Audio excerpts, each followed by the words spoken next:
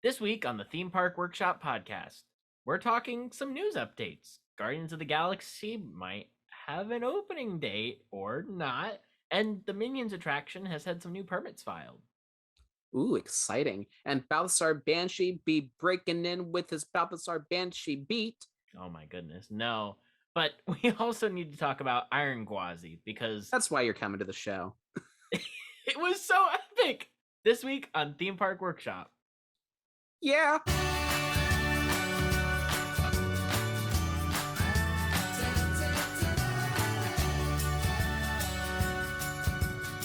Hey, howdy, hey, listeners. Welcome back to Theme Park Workshop, the podcast.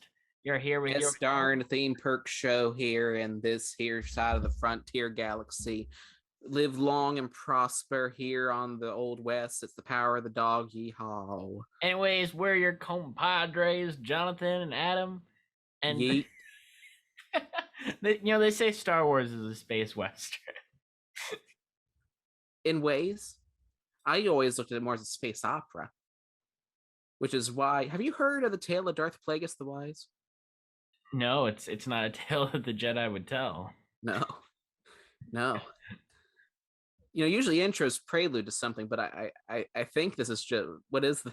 Well, Banshee has his, what is it, Balthazar Banshee Beat segment, and he was going to that is coming up. Starcruiser.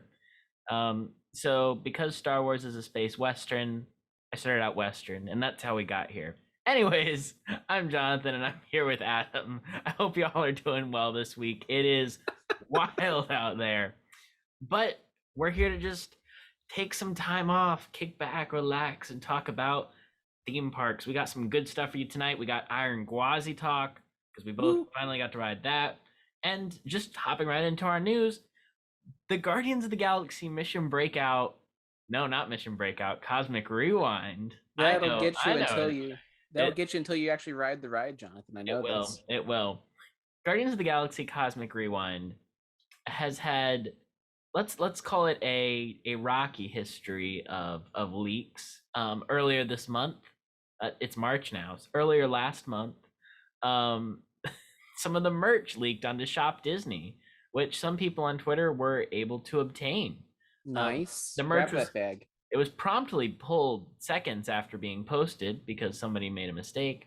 But now some people have the very first Cosmic Rewind merch legally obtained from Disney. You could probably resell it for thousands of dollars on eBay at this point, just for the novelty of it. Yeah, but of course, you keep it for a memorabilia, like for your own. It's true. Yeah. But of course, one leak was not enough for Guardians of the Galaxy Cosmic Rewind because are you telling me that there's been two leaks? Two leaks, yes. So Disney's chief corporate affairs officer, his name is Jeff Morrell. He posted a tweet, and he was talking about how he got to test ride Cosmic Rewind and how great it was. And then he was like, "Come out and enjoy it Memorial Day weekend at Epcot." And well, nobody had announced that the ride was opening Memorial Day weekend. This is, of course, something that was rather expected. But, there was a lot to unpack with this tweet. He tagged at Epcot Center, which is a parody account of what Epcot, the city, would be tweeting if it was around today. Which, obviously, that's tagging a parody account. And what makes this even funnier is that this is the guy who was hired to handle the PR of the BP oil spill. And now he's Disney's chief corporate affairs officer. And if he's clearly not good at covering things up, I think is what we're trying to say. And well, Jonathan, honestly, I don't blame the guy too much. It's been so long, and this isn't even the biggest leak he's dealt with. So, I mean, kind of some slack, Yeah, no big. So now you can buy your ticket to be there, make your reservation to be there. Is Memorial Day May 25th? I think that weekend is. I will be. I'm sorry, I don't know the calendar. I apologize. No, I will not be there. I am going to a friend's wedding. But Adam will also not be there because, well, he might be there. I don't know. I feel like he might surprise us all and go for opening day. Never know. I am what they call an enigma, like Patrick Star. You don't get that reference because you didn't grow up with SpongeBob. No, and I've only seen like seasons 1.5. I've been trying to catch up on it, but I just don't have the nostalgia. It's not the same as if I had grown up with it. But yeah, so I'm excited for Cosmic Rewind. It's not every day that Disney opens a brand new, never been seen before attraction. This is probably the first and last time it will happen for probably at least 5 more years. I can't think of anything new that Disney's building that isn't a clone on the horizon at any park. Legitimately, let's see, Galaxy's Edge is getting cloned. They're re-theming Rock and Roller Coaster to Iron Man. Shanghai really doesn't have anything in the works. Yeah, I think this is the only original Imagineering attraction. You mean As far as here? You mean here in Florida, right? no, I just mean globally. 2 years ago, my friend, we got a Web Slingers, a Spider-Man adventure. That was 2 years ago. Oh, I thought you said the last one was 5 years ago. Gotcha. Okay. No, I'm saying that I like for the next 5 years, I can't see any original Imagineering attractions Yeah. opening. Well, maybe they're building Mary Poppins right now. Maybe that. Yeah, you never know. I don't. I'm not a theme park expert. Now, ooh, theme park experts. That's a story. What I will say though, I know like everyone's kind of laughing at the leak as it's funny, but because then he retweeted, well, not retweet, but if he had Twitter Blue, he could have gone back and edited his tweet, but he went and deleted it and put up a new tweet, fixing the errors of his ways. But on TikTok, I believe, or maybe just general social media, Disney did release a look at the station and the ride vehicles. It's called an Omni Coaster, which now we know what to call Escape from Gringotts. Is it a motion simulator? Is it a 3D ride? Is it a roller coaster? Omni coaster. It's an Omni Coaster, all of it, and with screens. So yeah, it should be exciting when it opens. I like the first looks that we're getting, and I think that's great. May we pray that a token animatronic makes it into the queue. Did they confirm that? No, they said there was an article that said it would have animatronics, and everybody wilded out, and then the article was redacted with the animatronic section removed. Oh, So I can't imagine we won't see a Rocket animatronic somewhere. They gotta have Rocket, but I don't think we'll be seeing Uncanny Valley Chris Pratt anytime soon. but we do get the real Glenn Close, so that's great. Yes. All right. So Next story. Next story.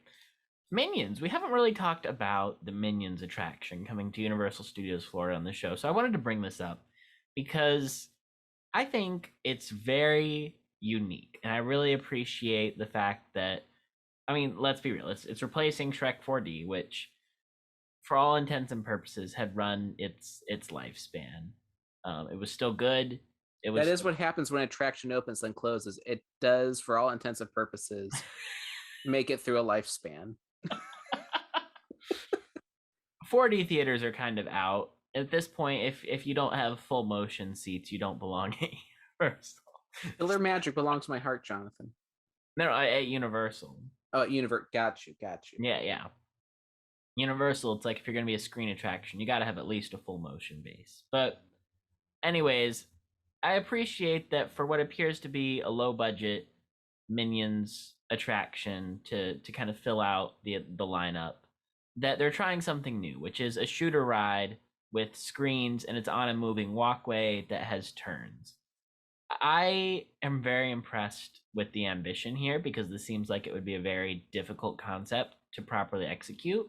I'm imagining, like, depending on the height requirement for kids, like, how do you make sure that the guns are all sized properly for different people, that the ride provides equal viewing experience if it's on a walkway, as well as what the scorekeeping will be like and tracking, because I think this could be really fun to re-ride if they make it so that it's like one of those where you get on and it's like Toy Story Mania, where it's easy to understand, and to, like, they have a bunch of Easter eggs on how to get more points.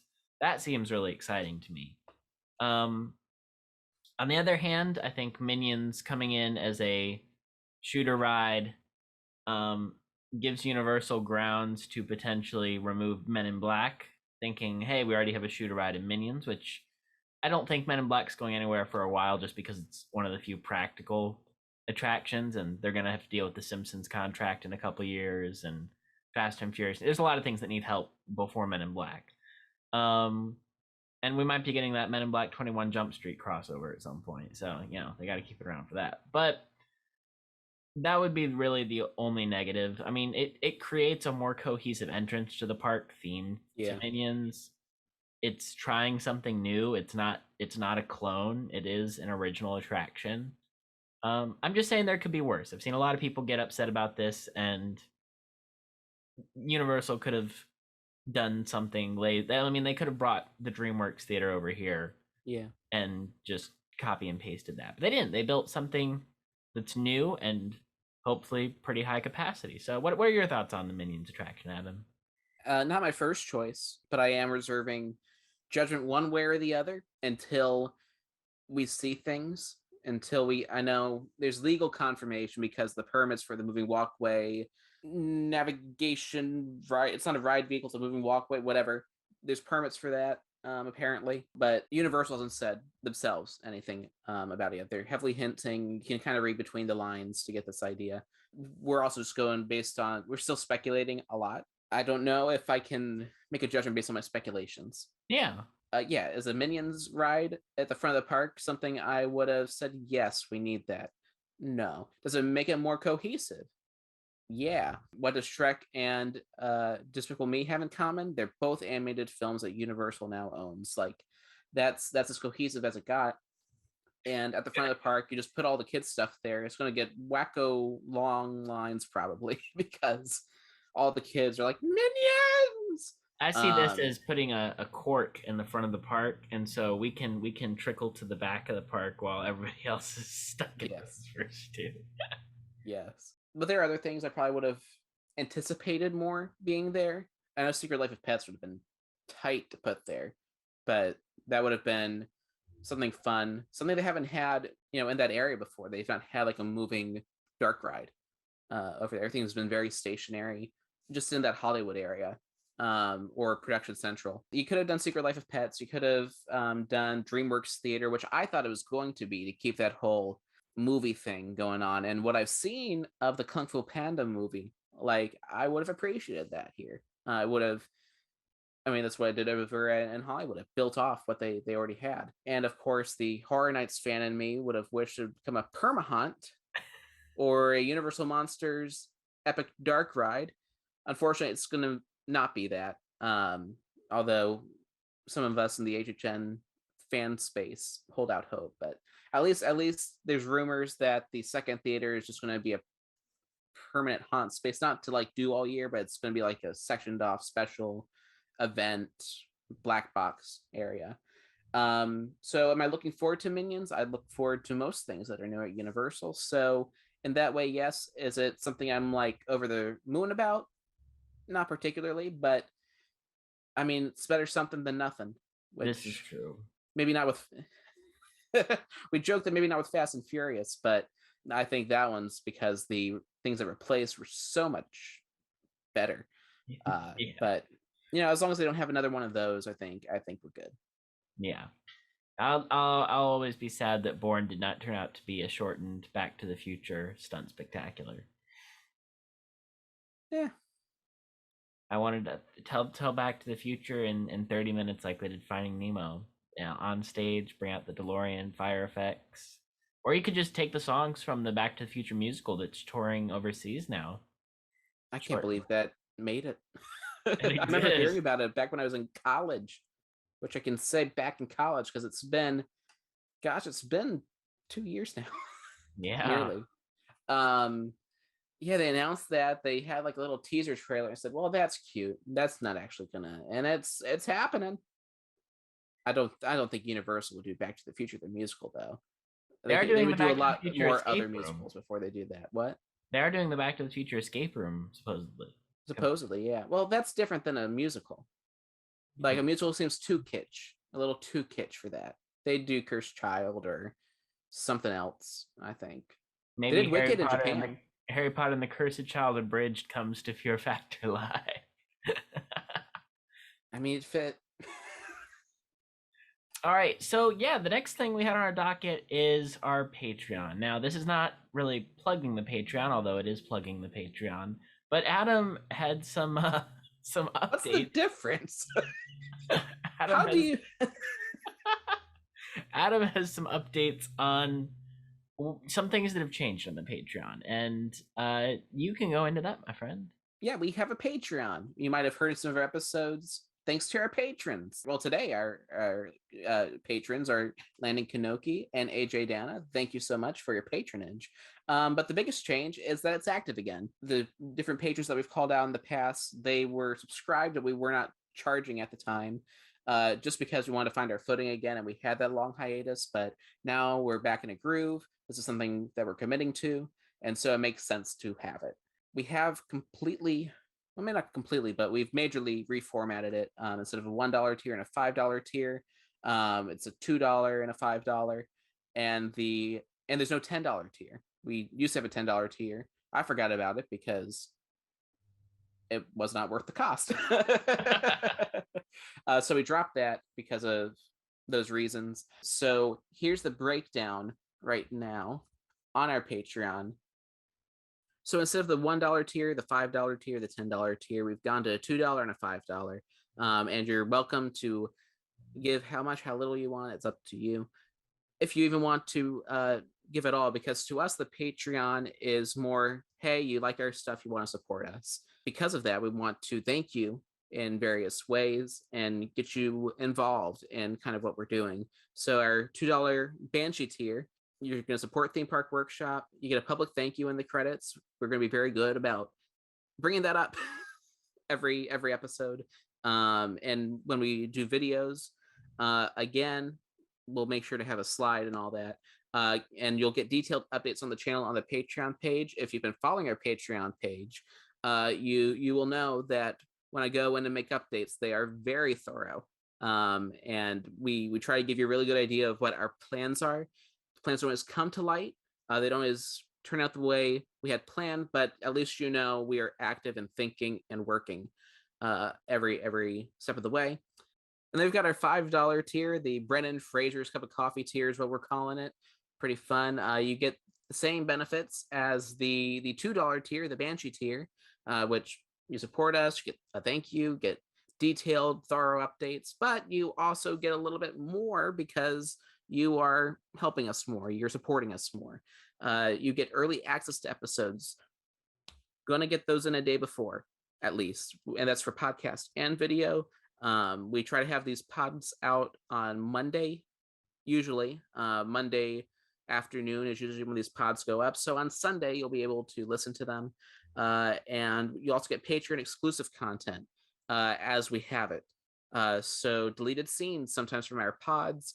There's like we had a Disney Plus rant a couple of episodes back, which did not fit with the show theme. I think that one was for Poseidon's Fury and E.T. Adventure. So obviously that was not going to make it into the full episode, but that's something we provide. We bloopers.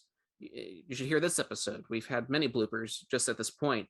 We'll cut those together, include them, things like that, or parts of a script or a tangent we love that we can't use. So we can't guarantee that it's going to happen every episode. Sometimes we have a very smooth episode, like episode 12 with AJ Danna. It was a great episode. You should listen to that episode. If you're not listening to that episode, it's very smooth sailing. There are no bloopers. There's no extra content. But as it happens, and it does happen, those will be available as well to you. And you'll have the whole backlog of everything. So like you're thinking, oh, well, what if they don't have bloopers for the next 3 weeks? You can check out the bloopers from everything. Yeah. So far. Yeah. So if a Patreon is a thing you like to do for creators that you listen to or watch or enjoy any of that, and you want to support us, you can. That is up, that is active, and we will give back. And we appreciate it, and put it into the show and all that jazz. So I think that's all I have to say. Jonathan, do you have anything else you want to say about the Patreon? Yeah, we really, really do appreciate your support, and thank you to everyone who provides for us, because we do eventually want to make this into something bigger, hopefully, and the Patreon is the start of that. Thank you so much to all of our Patreon supporters. We really love and appreciate you. And now it's time for a little break, and then your favorite Banshee will be showing up.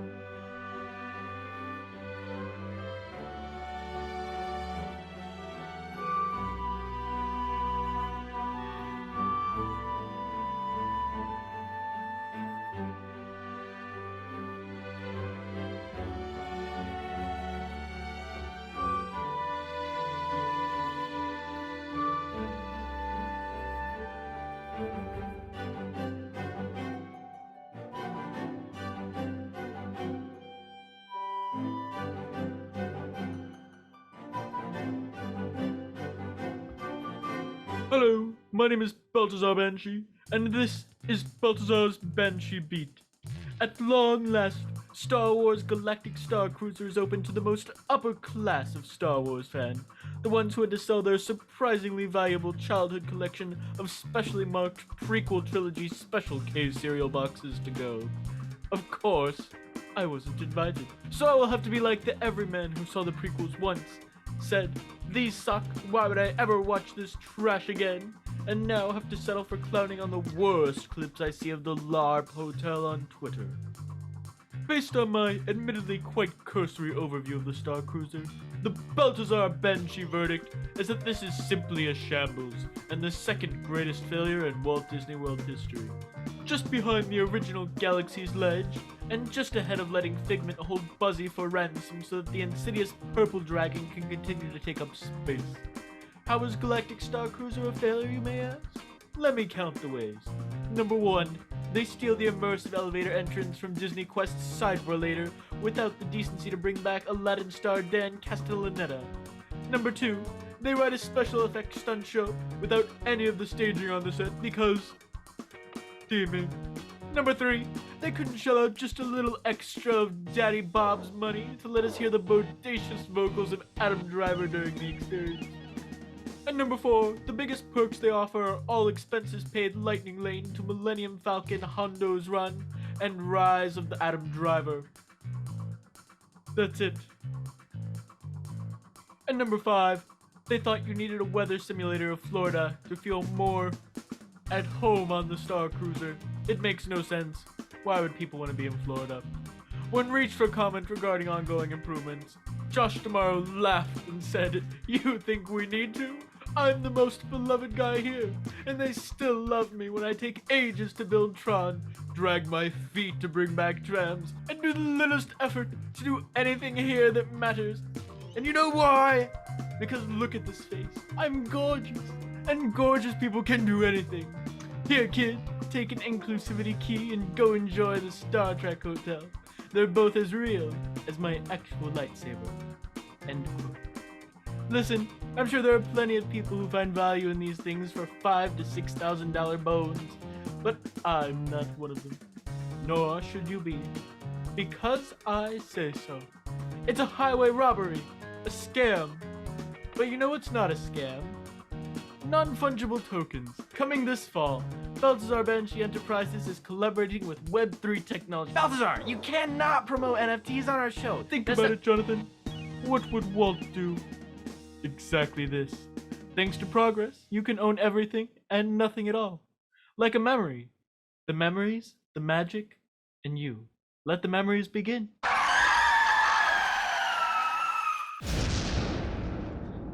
Jonathan, I did it. I pulled the plug on his feed. So no more of that nonsense. Oh boy. Yeah, I was getting some 2011 flashbacks with those ad campaigns, but Ooh. woo. Wow. So, you know, there's a lot to unpack there. I know. I never thought Balthazar Banshee would go the way of Crypt TV. I guess next, Balthazar Banshee will get a segment on Peacock and leave us. You will not be able to buy Balthazar Banshee NFTs on our show. Or no, not on our show. No, we shut that ish down.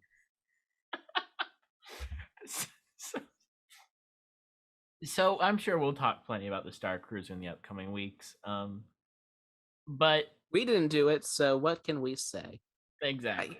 Some of the segments, though, I mean, just like 1 minute, like brief rundown. I did like some of the things I was seeing on Twitter. Obviously, there's some gaffes in its preview performance, but I don't know. Some things look pretty enjoyable there. Am I going to spend $5,000 to $6,000? It depends on how much money I have. With what's currently in my bank account, that ain't going this way. But say one day I have $1,000,000 and I can just throw money to the wind. Maybe. Yeah, Maybe. we can go. We can both chip in. It's not $6,000 a person. It's 6,000 for a family. So we could each chip in $3K and make it a trip. Make it a theme park trip shop. That's what we're gonna call them. Is that our new segment? Theme park trip. Let's get to that Patreon. We're kidding. So, speaking of trips, this previous week or two, Adam and I have both gotten to ride the roller coaster known as Iron Gwazi. This coaster is a sequel, a remake, a reboot of the original Gwazi, but everything is different. Not only is it themed to a crocodile instead of a half lion and half tiger, but it's steel instead of wood. And it's also stealing the show. And I see what you did there. And once again, Busch Gardens has done the same thing that they did with the original Gwazi, which was try to compete with Universal's Islands of Adventure back in 1999 when Gwazi originally opened. Busch Gardens wanted a pair of dueling coasters to compete with the Dueling Dragons at Islands of Adventure. And in the beautiful year of 2022/2021, originally 2020, before COVID shut everything down, Busch wanted one of the best steel coasters in the world to compete with Islands of Adventure, adding one of the best steel coasters in the world. And as such, coaster enthusiasts have been debating which is better, Iron Gwazi or Velocicoaster. I have opinions. Adam has opinions. Adam, what were your first impressions of Iron Gwazi? So I think I've got a unique take on this compared to you, because I think you've said you've ridden this 12 times. I've ridden it but once. Could I have ridden it more when I went? Yes, of course. Did I? No, I wanted to ride Kumba. But that's not saying that Kumba is better than Iron Gwazi necessarily. But getting onto Iron Gwazi, my bowels were shaking, as they say. It's a scary looking thing. It was especially scary when it wasn't operating, because it's just this looming 212-foot presence in the sky with like a drop straight down. It terrified me. And even getting to the line, I was pretty nervous. And going up that hill, you kind of have to accept you can't be too nervous anymore because you've already gotten yourself this far. But on the way down, it was so fun from there. Like it's an incredibly fun, very smooth roller coaster. And so much is a blur. And that's a great thing. And I think it's also why I like Velocicoaster a little bit more, and I'll explain what I mean by that. Iron Gwazi has so much great airtime, twisty, turny, head chopper moments, but and maybe it's just because I've only ridden it once, but like the different elements, I can't tell you like what element did you like best, because after the drop, it's all wood and airtime and yippee-ki-yay, all of that, and I was having a blast. So like I don't want to go on, well, Iron Gwazi is the lesser roller coaster, and that's my opinion, because it's a great roller coaster. Actually, I'm not even going to talk about Velocicoaster right now. I'm going to give you my first impressions on this ride alone. And I think, like Jerry Maguire says, it completes Busch Gardens. I think the past couple times I've been to Busch Gardens waiting for this roller coaster to open, something didn't feel right. Something didn't feel complete. And it's not because they had like 2 or 3 rides down for maintenance every time I'd go, but it's just there's that big space missing, and there was like not that. This is going to sound kind of ironic, but that medium thrill, because you had your like little usual thrills like Kumba. You had Scorpion. I'm not saying that Kumba is like a low thrill ride. It's obviously not, but it's like a thrill that you're used to because it's been there for so long. Like if you've ridden like any B&M, it feels the same. It's got its own unique things for sure, but like, I don't know, that's just something you're used to. Like, I don't go on Kuma like, wow, that was super intense. That's super fun. And like Cobra's Curse is fun. Cheetah Hunt is fun. And Scorpion and Sand Serpent, you look at them and say that's cute. And then you've got like your big boys like Shikra and Montu and Tigress. And there really wasn't like that middle. That's really generous to call Tigress a big boy, but Big boy in terms of like intensity. Like This it's an is true. intense ride for me, at least. Yeah, no, I would agree with that. Yeah. And because of how smooth and how fun Iron Gwazi is, I think that's another like, okay, if I want to do something down the middle, that's the one. And it sounds ironic to say that because it's just a lap bar. It does these inversions that are crazy. It's got this drop that's crazy. It looks frightening, but just like that level of thrill that I had, how much fun I was having, for me, that's like, okay, we found kind of that that missing piece. Maybe middle average, that's not the right word because it makes it sound like it's a 6 out of 10. It's a 10 out of 10. Because it fits so well, I think. I don't know if we want to get in. Do you want me to get in the comparative game now, or do you want to give your early thoughts? Yeah, so my early thoughts, my first couple rides, I was not fully sold on it.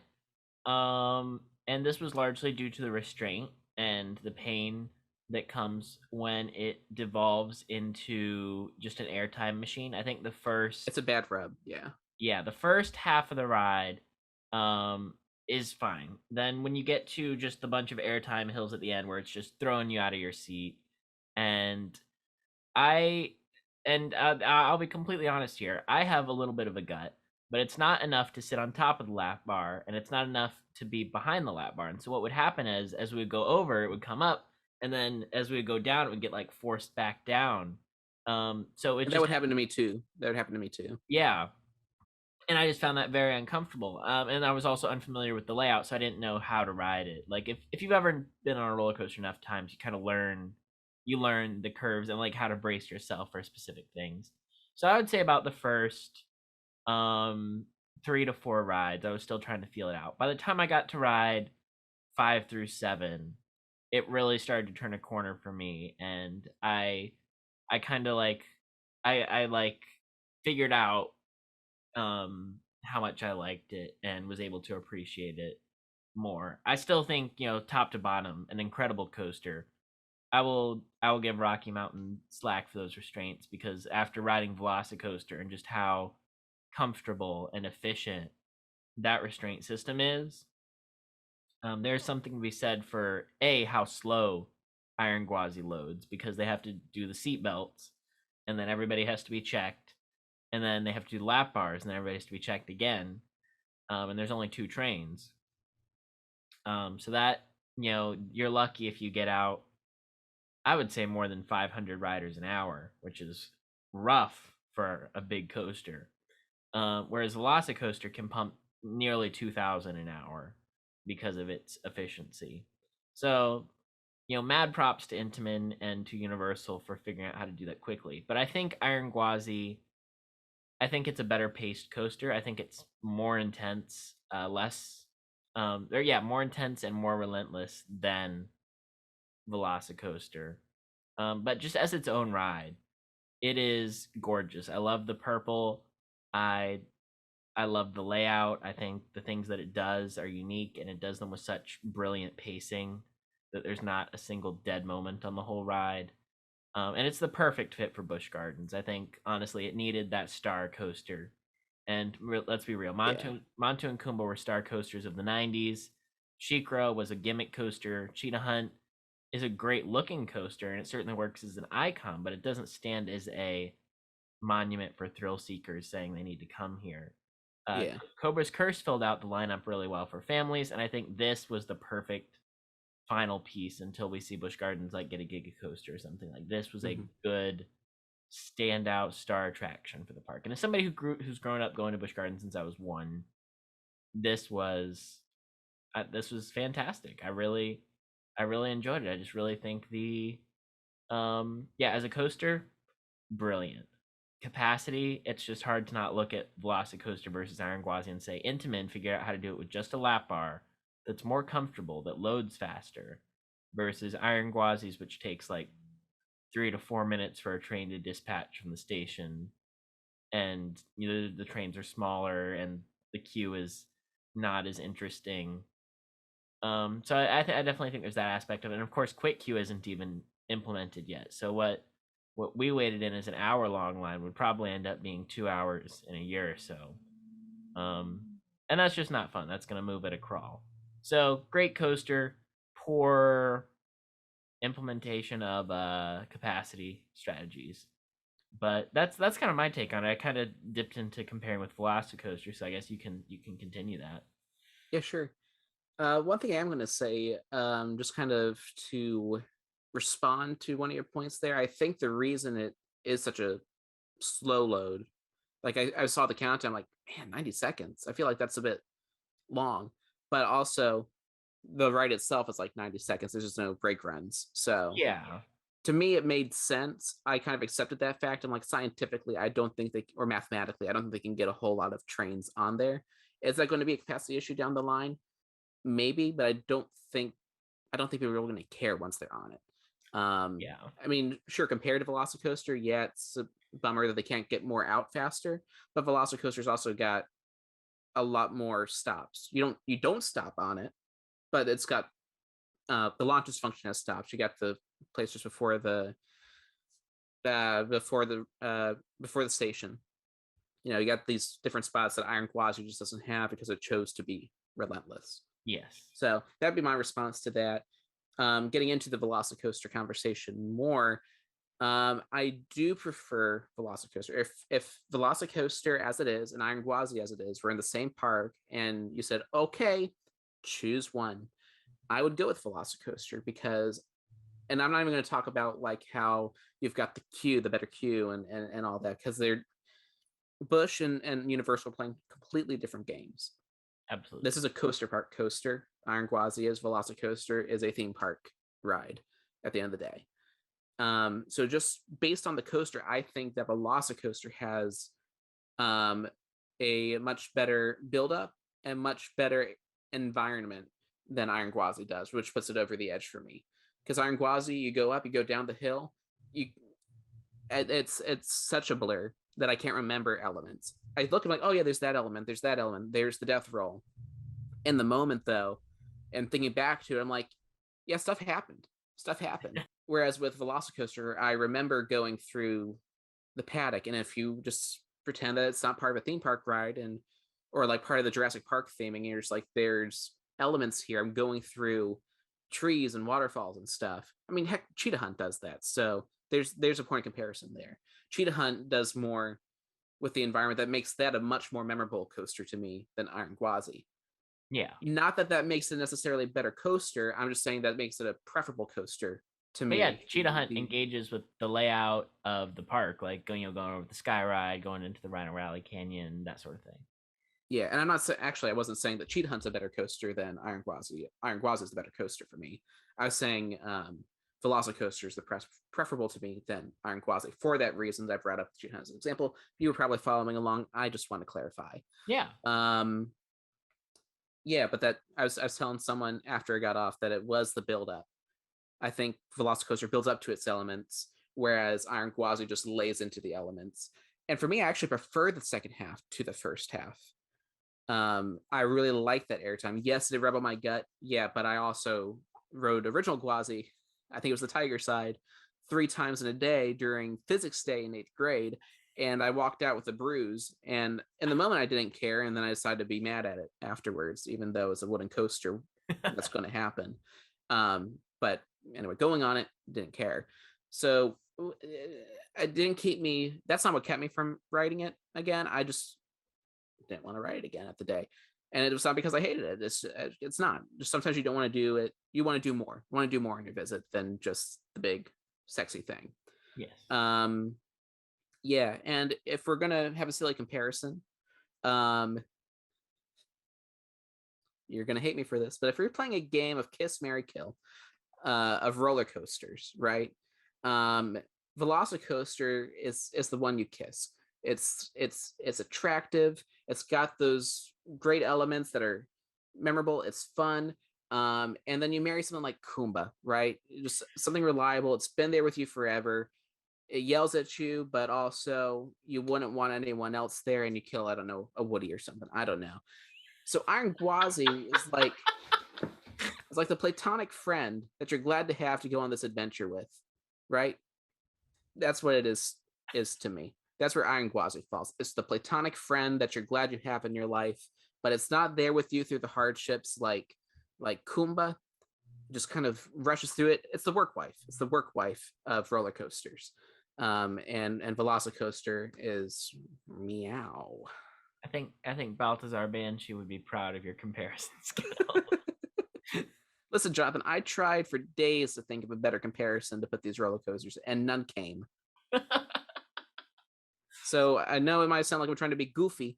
I'm not. That's literally what I thought of when I got off the ride. I'm like, yeah, that's kind of like the best friend or the work wife of roller coasters. Yeah, it's fun. It's there with you, for the adventure, and but it's not gonna go home with you.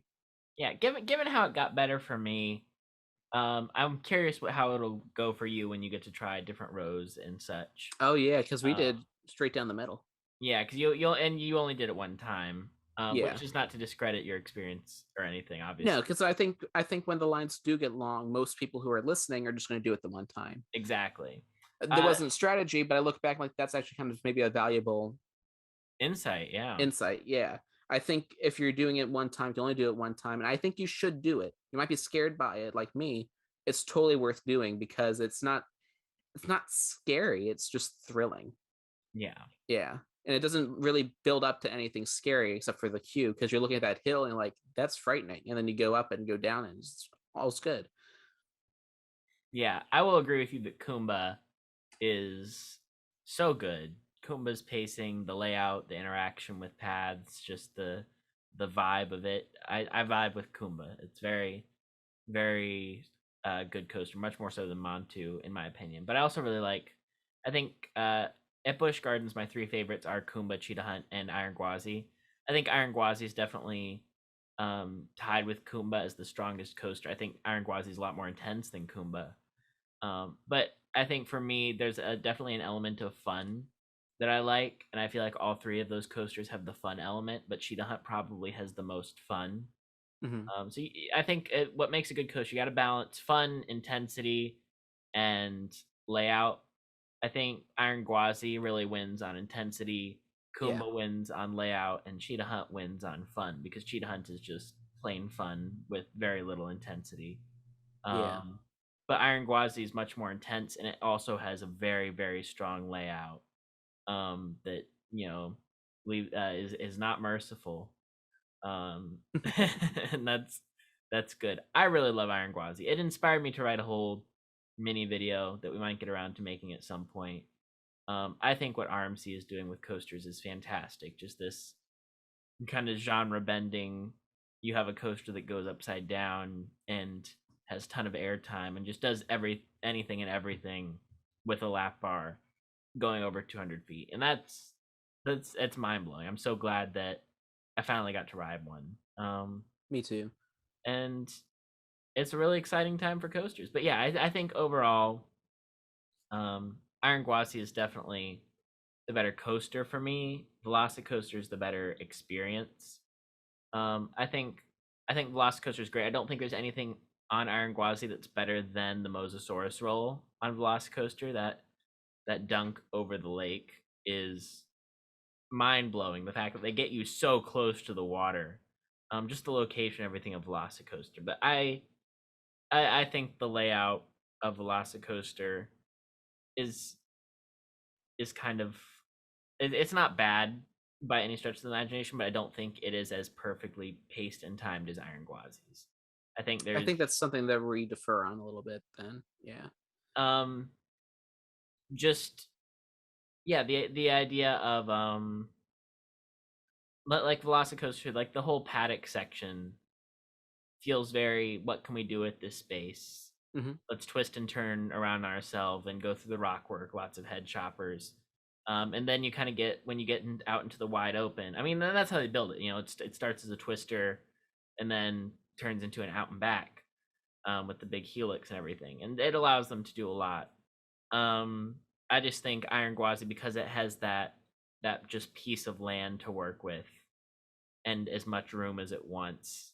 Like the pacing and the transitions are just so flawless. And I don't know if I can say that for Velocicoaster, but again, that's just my opinion. Obviously, it'll be different for everybody.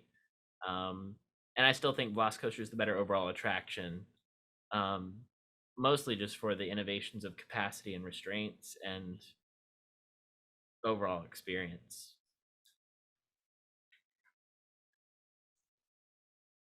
Yeah. One thing I noticed with the layout, and I think the layout is really the sticking point for me. And it's not even oh, I don't like this element, I don't like that element. So maybe layout's not the right word. Maybe the right word is environment. It's a very bare space and it really only interacts with itself. Right. Which is interesting, it's entertaining, but it's in like the least attractive spot in the park. And it's all hidden, which does, allow for some interesting queue things. Like if you count the queue as like part of the anticipation, oh yeah, the anticipation builds because you really can't see the rest of the coaster besides the hill anywhere. You see elements, you see bits and pieces, but it doesn't really come into a full picture for you until you ride it, until you're on it, which that's interesting. But yeah, it's just a really boring spot for Yeah. me. I would agree with that. Yeah. And I'm not even I'm not comparing it to Velocicoaster in this case, although obviously that is a thing. But all the other Busch coasters or most of the Busch coasters do it much better. Cheetah Hunt, we talked about. Montu. I feel like I don't know Montu's space too well because I'm always looking at the seat in front of me. But that still has some really cool interaction with its environment, no matter where you are. Like it does I think it's a loop Trenches, between a bridge. It used to have crocodiles. That was pretty memorable. I'm sure for like the 2 months they probably did that. You can see the parking lot, which is kind of its own thrill. Shikra obviously is a showman through and through. I haven't done Tigris too much. I guess I really can't make that comparison, but I mean, it goes back to the station, so you're watching it rush by. Yeah. And it's got some cool tiger facts as you wait. Iron Gwazi is very loosely themed, but I think that's not even themed. It doesn't incorporate its theme into the queue very interestingly. You get a couple of crocodile facts, and that's about it. So things I've said are like SeaWorld's strength in the past. That does not apply to Iron Gwazi. I think it compares more to what you're saying with Icebreaker, where you get a couple of penguin facts, you got a couple of crocodile. Is it a crocodile or a gator? It's crocodile. Iron Gwazi had a more interesting queue than Icebreaker, far above and away. I think. But I think that just navigated pretty. I like the navigation. I will say that. Yeah, I think it just goes to show that SeaWorld is focusing on the ride and not the theming at this moment. And and it's not even like in this case the ride's not even a prelude to learning in the way SeaWorld's done before, or a couple of the Busch rides have done. I'll say SeaWorld's done it more. And I'm comparing to SeaWorld because it's the same owner. Which, it's a little bit of a bummer, but also I don't care in the moment. Yeah. In the moment, what matters is the ride, and am I going to melt in line? That's all that matters. You will melt in line for a little bit. Make sure you bring the sunscreen. Yeah. I was gonna be like, how is there part of that queue that's outdoors? You should know better at this point. I know, and it's just like that one spot that you're gonna like toast in, so much so that even in previews, guests are like, what if we make an agreement not to go that way and we just cut through this gate here? Everyone in agreement? Okay, I like that. Okay, let's do it. I think the era of themed attractions at SeaWorld ended with Cobra's Curse in 2016, and that's very sad. Oh yeah, I forgot to even mention that one, but yeah, that's probably the king of all of them. Yeah, it's definitely the king of the. I mean, because you think about the early 2000s, you had, or not early 2000s, early 2010s, like you had Turtle Trek, you had Antarctica, you had just kind of the last breath of SeaWorld's themed entertainment. And then kind of like that response to the Wizarding World. Antarctica was response to the Wizarding World. I think Cobra's Curse and trying to add a story and lore and like the bathroom Easter egg, which I think have you seen the bathroom mirror Easter egg? No. Cobra's Curse bathroom, where if you actually push the little mummy button on one of the 3 mirrors, a mummy reveals itself behind the mirror. Oh, that's cool. I usually walk people to the bathroom. I don't actually go in there. But yeah, just so many little details and lore things and story that were a direct response to Harry Potter. You know, having the original drink, yeah, because SeaWorld has the South Pole Chill. There was some sort of Cobra's Curse special drink. I forget what it was. It was kind of a response to that. And then after they realized, oh wait, these things are expensive to maintain. Let's just go back to doing coasters for a little. Yeah, but I don't think Florida is hurting for that as far as all the No. tourism attractions go. It's Because diversity. you've got your Big Daddy theme parks in Orlando. You've got your your little, I don't know what you call fun park or fun spot. Oh man, all the fun spot people are going to hate me for calling it fun park. I'm sorry. Busch Gardens is Florida's coaster park. It's their Cedar Point. It's their Six Flags, and that fills a niche. And that's why, even as this park has evolved in small ways and big ways, I don't think anyone's felt like they've let themselves go, because everyone was doing what it was doing better, except for the animals. I guess in some people's opinion, that was kind of its differentiator. But now they still focus on the animals, but that's kind of like a divided focus on animals and roller coasters. And they're rocking the roller coaster game, so good on them. They don't really need that much else. I mean, if you go in the line for Fury 325, you know what the theming is? A hornet? A hexagon? No, it's the ride. Yeah, there's a hornet out front. You got some like cool lights and stuff that are themed to a wasp or a hornet or whatever. But when you're in line, you're looking at the ride. You're prepared to ride the ride on Nighthawk. It might mean a owl or something, but no, you're just prepping for the ride. And that's what's great about those parks, and Busch is doing it well too. So nothing wrong with that. I know we say story matters the most, but it's not a needed ingredient. It's a nice ingredient to have. I like the little bit of theming and story they put in Cobra's Curse. Doesn't make me want to wait in that 2-hour line though. It's true. Cobra's Curse is a deep lore that I want to uncover, that they put thought into, that like interconnected characters, like the guy delivering the safety instructions on the safety spiel video, his name was Buns, and like on the board with all the letters, they were like, jazz band practice, Buns will be there with his tuba. So clearly they developed characters and world that nobody has taken the time to uncover. I know somebody posted the entire Cobra's Curse radio audio loop to YouTube. Was it you again? No, it was not me. It was not me this time. It was somebody else. I was like, my spirit is there. But maybe I want to listen to that and figure out what the Cobra's Curse story is, and maybe we'll do an expose on that at some point down the line.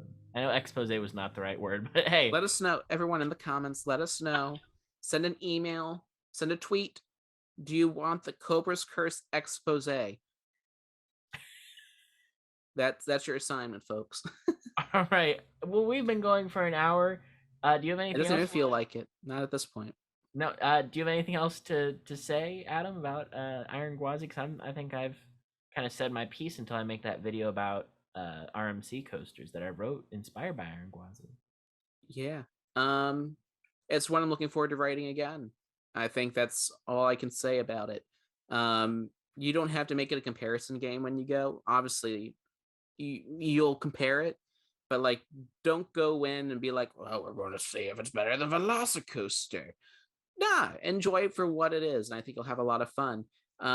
Embrace the fear and then enjoy the fun that comes after. Use the test seat. Absolutely, yes. Because it'll give you an idea of what you're in for. That actually helped me, because I'm like, oh, okay, it's a little snug. I kind of like the snugness though, because I see that hill and I want to make sure I'm comfortable when I plummet to my doom. And it turned out it wasn't doom. It was a pizza party, metaphorically speaking. So yeah, that is This has been Theme Park Workshop. that is our review of Iron Gwazi. Thank you so much for listening this week. And saying goodbye, your two platonic friends, Adam and Jonathan. Yes. We're each other's Iron Gwazi.